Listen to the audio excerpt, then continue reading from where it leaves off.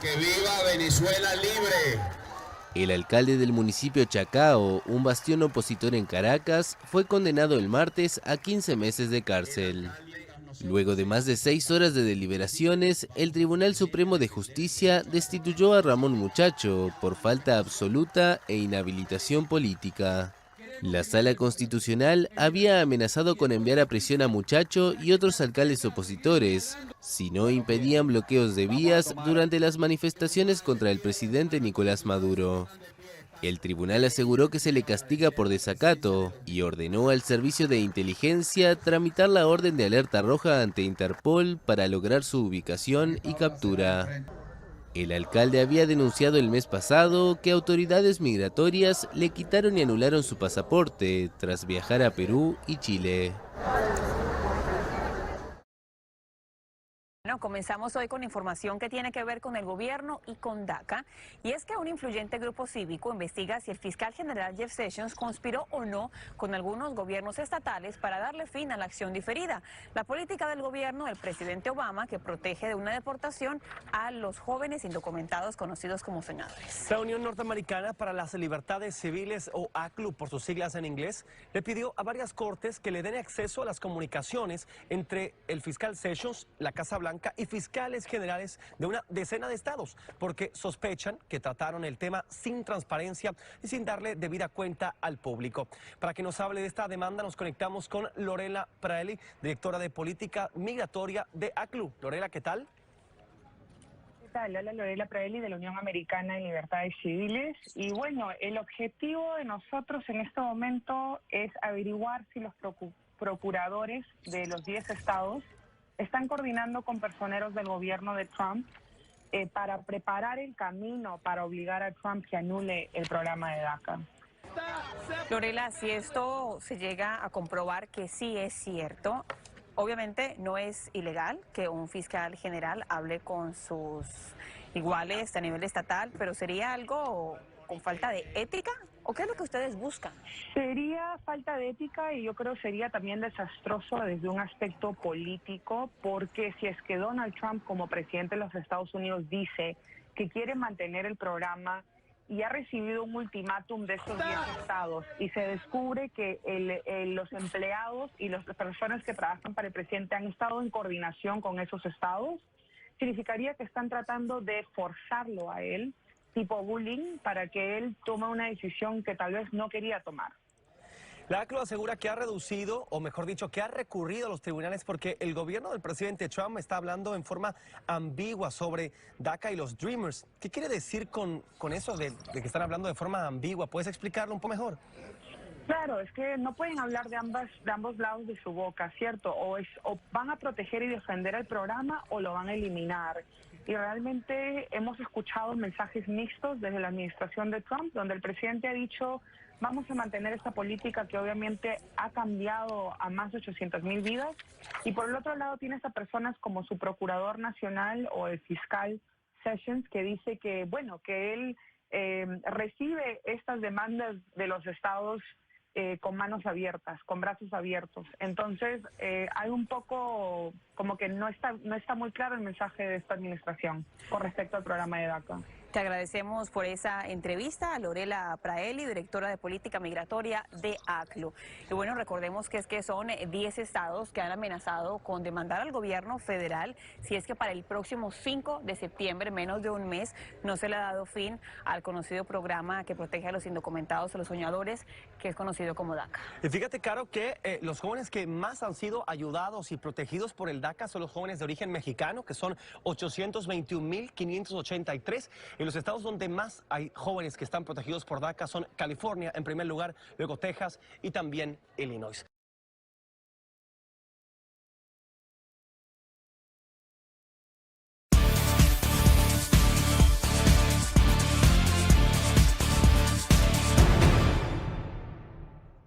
El respaldo hacia el presidente Donald Trump entre los republicanos parece continuar erosionándose, en medio de una creciente desaprobación por su trabajo y una considerable desconfianza hacia el discurso del mandatario y su administración.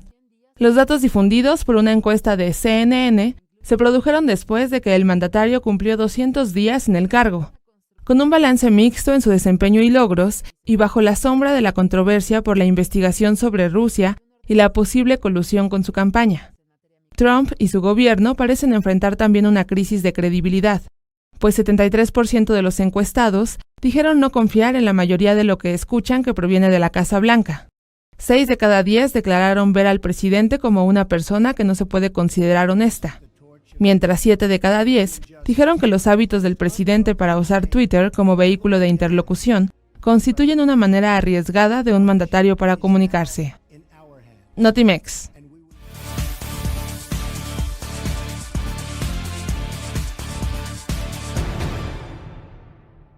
A debate el papel de la esposa del presidente francés 3 meses después de la llegada de Emmanuel Macron al Elíseo. Macron había anunciado durante la campaña que establecería un estatuto claro y transparente del rol de la primera dama francesa, en este caso de Brigitte Macron. Una petición ciudadana ha recogido ya más de 200.000 firmas en contra de crear oficialmente la figura de la First Lady como en Estados Unidos. Parte del artista pintor Thierry Paul Ballet, quien denuncia que esta figura va en contra del recorte del gasto público propugnado por el mismo Macron.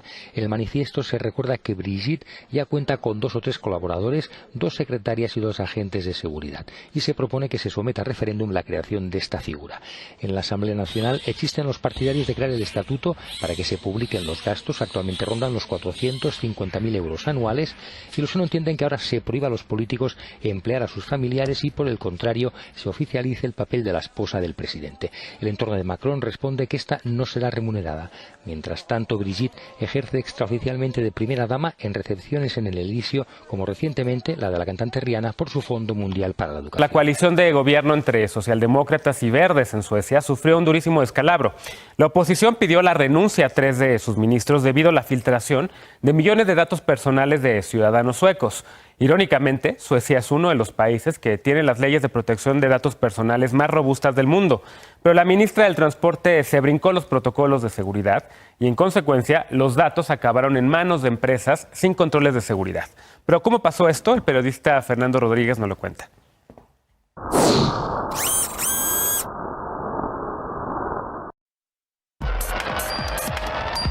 La seguridad de Suecia está en riesgo tras la filtración de información personal de millones de ciudadanos, incluidos policías, militares y hasta espías.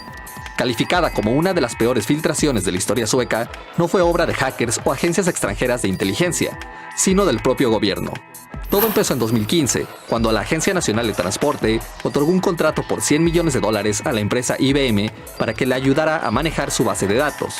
Aunque el Servicio Sueco de Inteligencia había recomendado no hacerlo, el contrato fue adjudicado por la agencia que recopila la información de las licencias de manejo y los datos de todos los vehículos, barcos y aviones del país. Según las primeras investigaciones, la exdirectora de la agencia, Maria Agren, violó la ley que exige que todas las personas o empresas que manejen datos personales cuenten con permisos de seguridad emitidos por el gobierno. Esta omisión permitió que, a su vez, IBM subcontratara a por lo menos 11 empresas de Rumanía, Croacia, Serbia y República Checa. La base de datos de la agencia de transportes contiene información personal de los suecos, no solo nombre o dirección, sino tipo de vehículo e incluso información médica. La falta de control incluso ha puesto en riesgo a los espías o agentes encubiertos que tengan una licencia de manejo. Además, la base de datos tiene información sobre infraestructura de puertos y terminales aéreas y hasta los horarios y rutas de los camiones de transporte de valores. Aunque el Ministerio de Defensa descubrió esta fuga de datos desde enero de 2016, decidió mantenerlo en secreto, incluso el primer ministro, Stefan Löfven, quien asegura que se enteró hasta inicios de este año. Löfven confirmó la filtración apenas el 24 de julio pasado, y solo después de que la prensa local revelara la noticia. El 14 de julio, la prensa publicó que Maria Agren recibió una multa de $8.600 por mal manejo de información privada. Agren había sido despedida en enero pasado sin que el gobierno revelara los motivos. El gobierno sueco ha empezado a revisar los contratos de otros organismos públicos que también han subcontratado su base de datos. Suecia es considerado uno de los países con mejores leyes sobre el manejo de datos privados, pero expertos de la Fundación Europea de Internet, una organización independiente, han criticado que el gobierno no haya seguido sus propias normas. Hasta el momento, los ministros del Interior y de Infraestructura ya renunciaron, pero el gobierno de Stefan Löfven se ha negado a aceptar la renuncia del ministro de Defensa, quien encabeza la investigación para conocer el alcance de la filtración. Jag tänker inte försätta Sverige i en politisk kris. Jag kommer idag att redogöra för min regeringsombildning. La oposición ha advertido que si el gobierno no despide al ministro de Defensa, puede impulsar un voto parlamentario para destituir al primer ministro en septiembre, cuando inicie el periodo legislativo. Por ahora, el gobierno sigue revisando quiénes han tenido acceso a la información y señala que será hasta octubre cuando toda la base de datos esté debidamente protegida. Para Foro Global, Fernando Rodríguez. Eso allá en Suecia, en donde evidentemente los errores de un funcionario que maltrató los datos personales de varios ciudadanos obligó a su renuncia. Eso allá en Suecia. Aquí en México, en cambio, con las denuncias que ha habido por parte de organizaciones de que hay un gobierno que espía, no pasa nada. Las páginas web de varias instituciones públicas de Venezuela fueron pirateadas por hackers identificados como The Binary Guardians, que desde estas páginas pidieron protestar en contra del gobierno de Nicolás Maduro. Nuestra lucha es digital, tú trancas las calles y nosotros las redes, rezaba el mensaje que fue colgado en la página del Consejo Nacional Electoral, del Tribunal Supremo de Justicia y de la Asamblea Nacional. Imagen Noticias con Paco Sea, lunes a viernes 5:50 AM. Participa en Imagen Televisión. La oposición venezolana convoca a nuevas manifestaciones y a un plante permanente en la calle a partir de este martes. El previsible incremento de las protestas se produce al tiempo que la ONU denuncia un uso generalizado y sistemático de abuso de la fuerza y detenciones arbitrarias contra manifestantes. La portavoz del Alto Comisionado de la ONU para los Derechos Humanos acusó al gobierno de Maduro. El Alto Comisionado dice que estas violaciones se han producido en medio de un colapso del Estado de Derecho en Venezuela, con constantes ataques del gobierno contra la Asamblea Nacional y la Fiscalía General de la Nación. La responsabilidad por las violaciones de derechos humanos que estamos documentando está en los niveles más altos del gobierno. El Alto Comisionado insta a las autoridades a poner fin de inmediato al uso excesivo de la fuerza contra los manifestantes, a detener las detenciones arbitrarias y a liberar a todos los detenidos arbitrariamente. El Tribunal Supremo de Venezuela ha condenado a 15 meses de cárcel al alcalde opositor Ramón Muchacho al frente del municipio caraqueño de Chacao por permitir el desarrollo de protestas antigubernamentales en esa zona. Los violentos enfrentamientos entre manifestantes y policías han dejado en toda Venezuela más de 120 muertes. La ONU denunció el martes el uso generalizado y sistemático de fuerza excesiva, así como torturas durante las protestas en Venezuela. Varios miles de personas han sido detenidas arbitrariamente, muchas de ellas han sido víctimas de malos tratos e incluso de torturas, declaró el Alto Comisionado de la ONU para los Derechos Humanos, Zeid Ra'ad al-Hussein, en un comunicado. El Alto Comisionado denunció el uso de choques eléctricos, prácticas de colgar a los reos de las muñecas durante periodos prolongados, asfixiarlos con gases y amenazarlos con la muerte y en algunos casos con la violencia sexual a ellos y a sus familiares. La organización estimó que las fuerzas de seguridad y las milicias progubernamentales serían responsables de la muerte de al menos 73 manifestantes. Las protestas opositoras, iniciadas el 1 de abril, dejan 125 muertos. La ONU indicó que en 4 meses de manifestaciones, más de 5.000 personas sufrieron detención arbitraria, 1 millar seguirían detenidas.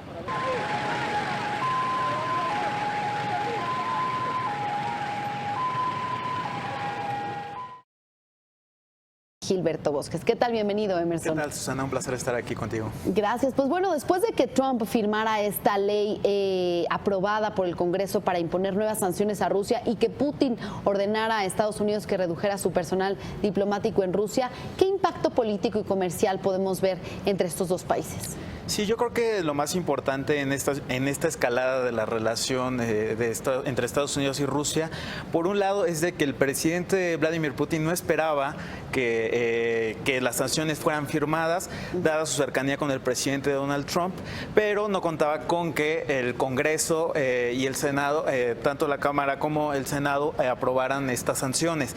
Y el presidente Trump pues no tuvo opción más que firmar regañadientes la firmó, exacto, ¿no? Firmar las sanciones. Y eso por un lado, y hay que decir también que en el Partido Republicano el tema de la relación Rusia con Estados Unidos es un tema muy sensible, y por eso es muy difícil que el presidente Trump logre encontrar eco dentro del Partido Republicano para pues tal vez poner su agenda o incluso alguna agenda particular dentro de la Casa Blanca. Y en el ámbito comercial, yo creo que es muy importante mencionar que la Unión Europea, debido a las sanciones firmadas por el presidente Trump y avaladas por el Congreso, afectan a empresas importantes, tanto alemanas como francesas, y por lo tanto la Unión Europea empezó ya a cabildear con el gobierno estadounidense, retirar ciertas sanciones, ya que pues son empresas europeas muy importantes que están establecidas en Rusia. ¿Cómo qué sanciones? Pues sobre todo en el sector de defensa y energético.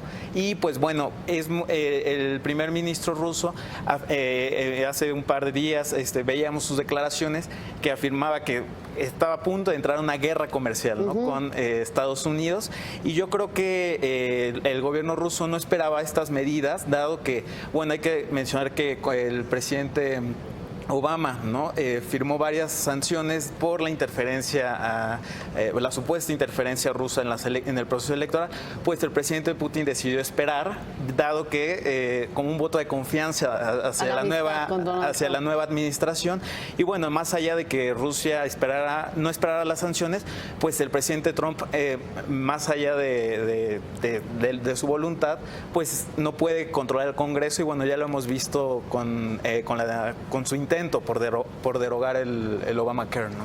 Entonces sí podríamos esperar una guerra comercial. Como bien decías, el sector energético pues es un sector muy importante para Rusia, también para Europa. Podríamos decir que es como un arma geopolítica que podría utilizar Rusia, ¿no? Sí, el gobierno ruso, yo creo que primero, las sanciones es por la supuesta interferencia en los comicios y por la posición rusa en Siria y en Ucrania. Es decir, estamos viendo cómo Rusia empieza ya a reaccionar cuando se trata del asunto comercial. Es decir, en el asunto geopolítico, ¿no? En cuanto a la posición de Ucrania y de Siria, pues digamos que la batalla era en el ámbito político, pero en este momento ya estamos viendo cómo el gobierno ruso con estas medidas, por ejemplo, de la expulsión de los funcionarios, ¿no? Estadounidenses en Rusia, alrededor son entre 1,000 y 1,200, ¿no? Funcionarios estadounidenses en Rusia, y bueno, tiene hasta el 1 de septiembre para que salgan 755 funcionarios, y ayer el secretario de Estado Rex Tillerson pues afirmó que hasta el 1 de septiembre van a dar a conocer su posicionamiento. Y bueno, yo creo que también la situación, como comentabas hace unos momentos, de Corea del Norte y demás con Rusia, la posición con China, es un ámbito muy, muy complejo, que va desde lo comercial, lo geopolítico, la seguridad, y que cada vez se ve más complicado para la administración del presidente Trump. Pero Rex Tillerson decía que a pesar de estas sanciones quiere seguir trabajando otros frentes con Rusia, ¿no? Como el tema de Siria. Sí, claro. No hay que olvidar que Rex Tillerson, pues bueno, previo a llegar al cargo de secretario de Estado, pues fue director de Exxon, ¿no? Y tiene vínculos muy importantes con la principal petrolera rusa, que es Rosneft. Y yo creo que él más que nadie sabe la importancia de pretender, de aspirar a llegar a una guerra comercial con Rusia y lo que eso implicaría, y que no es un asunto de sanciones entre Estados Unidos y Rusia, sino que también estamos viendo cómo la Unión Europea, en el momento en que también tocan sus intereses, sobre todo económicos, pues también ya empieza a ejercer presión sobre Washington. Bien, pues entonces no esperamos una guerra comercial. Pues sí, por lo menos hay que ver las reacciones en esta semana, y yo creo que tanto el posicionamiento de Estados Unidos será mucho más calculado que como lo que estamos viendo, ¿no?, del presidente Trump. Bien, pues muchas gracias por el análisis, como siempre. Emerson Segura, investigador del Centro de Estudios Internacionales Gilberto Bosque, un gusto tener. No, gracias a ti, Susana, muchas gracias. Muy buenas tardes, bienvenidos. Les queremos mantener al tanto de una noticia que estamos esperando esta tarde directamente, tener noticias ya desde Lima, donde están reunidos los cancilleres y representantes de 17 países del continente en una reunión que fue convocada de urgencia por el propio presidente del Perú el 31 de julio pasado para buscar una posición común, conjunta, en torno a la crisis de Venezuela. Se espera entonces una resolución conjunta que se produzca como resultado de este encuentro de 17 cancilleres, y además se espera espera que el propio presidente del Perú, el anfitrión de este encuentro, Pedro Pablo Kuczynski, ofrezca declaraciones. Hay que recordar también que el presidente del Perú fue quien solicitó también hace algunas semanas crear un grupo de países amigos de Venezuela para atender la crisis e impulsar una transición democrática. Lo cierto es que este martes se conoció un informe preliminar de la Organización de las Naciones Unidas en el que denuncia la situación en Venezuela. El documento señala los abusos sistemáticos que los manifestantes sufren por parte de las fuerzas de seguridad venezolana. Al menos 5,000 personas han sido detenidas de manera arbitraria, muchas de ellas sufriendo torturas durante su arresto o reclusión, según este reporte que presenta 135 entrevistas a testigos ante la negativa del gobierno venezolano de dar acceso al país. El secretario general de la ONU, Antonio Guterres, alertó sobre una posible escalada de tensión allá en Venezuela. Y también compartirles que, como decíamos en el titular, hay una reunión paralela que tiene lugar, es una reunión de cancilleres, otro grupo de cancilleres que son cancilleres que representan y que están a favor de este grupo, el ALBA, en Venezuela. Está ocurriendo esta otra reunión, estamos también esperando detalles para conocer el posicionamiento que sobre la situación de Venezuela hará este otro grupo de cancilleres recibidos por el canciller Arreaza directamente en la sede de la propia Cancillería allá en Caracas, Venezuela. Pero mientras conocemos el resultado de estos dos pronunciamientos, de estas dos reuniones paralelas, queremos analizar la situación hasta ahora y le agradecemos al internacionalista Kenneth Ramírez que nos acompañe esta tarde. Kenneth, bienvenido. Si podemos hablar de lo que sería una posición conjunta efectiva que surja de Lima, ¿cómo la describirías? Muchas gracias. Un placer compartir con toda la audiencia de CNN a esta hora. Bien, estamos esperando la rueda de prensa, de hecho lleva más de una hora de retraso. Lo que se espera en Lima es una declaración contundente rechazando la Asamblea Nacional Constituyente por fraudulenta, tanto en todo lo que fue su iniciativa, convocatoria y resultados posteriores. También se espera que en ese comunicado pues se haga un llamado al respeto de los derechos humanos que, como bien señalaste en la introducción, ya las Naciones Unidas señala esa violación sistemática que se está produciendo, incluso de forma grave, ha hablado de torturas en ese informe.